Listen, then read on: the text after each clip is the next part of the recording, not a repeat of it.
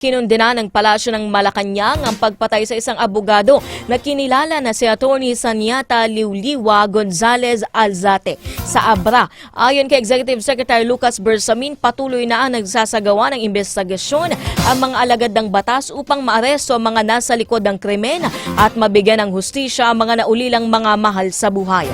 Inilarawan ng opisyal na walang kinatatakutan ng biktima dahil sa paghawak ng mga mabibigat na kaso at pagiging commissioner ng bar disiplina.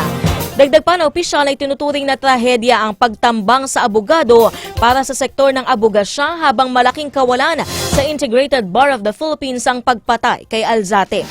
Una nang kinundina ng National Union of People's Lawyers ang nasabing krimena, habang binatikos ang International Association of Demographic Lawyers ang gobyerno dahil sa kakulangan ng aksyon upang maiwasan ang mga patayan.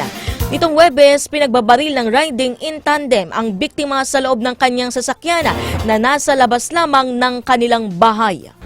Alam mo ba na may nag-iisang born-again Christian TV station sa Pilipinas? Yan ang Light TV God's Channel of Blessings. Bukod pa dyan, meron ding born-again Christian radio station sa bansa na mapakikinggan sa Calabarzon, ang DZJV 1458.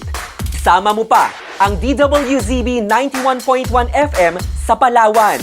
Ang mga istasyon na yan, nagsani puwersa para mabuo ang Light TV Radio na nagpo-produce ng mga programa na paalala sa atin na hindi lang tayo Kristiyano tuwing Sabado at Linggo, kundi pati na rin mula Lunes hanggang Biyernes. Simulan natin ang bawat araw ng may pag-asa sa pamamagitan ng Word of God.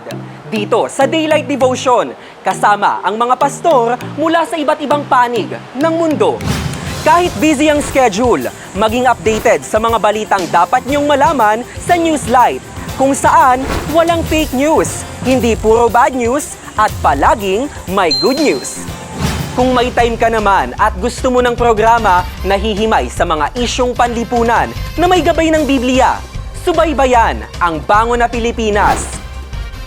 May special segment din ito na Free Legal Assistance with Pau tuwing Huwebes na tumutulong sa mga nangangailangang Pilipino sa kanilang mga problemang legal.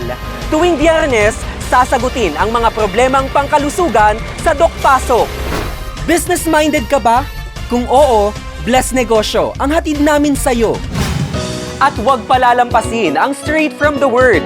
Sasagutin ang mga pinaka-di pinag-uusapang katanungan tungkol sa buhay Kristiyano, mapatungkol sa church, pamilya, kaibigan, relasyon, at career. Kaya ano pang hinihintay mo? I-scan mo na ang Light TV sa inyong black box o hanapin sa cable. I-follow din kami sa social media. Sama-sama tayo in proclaiming good news.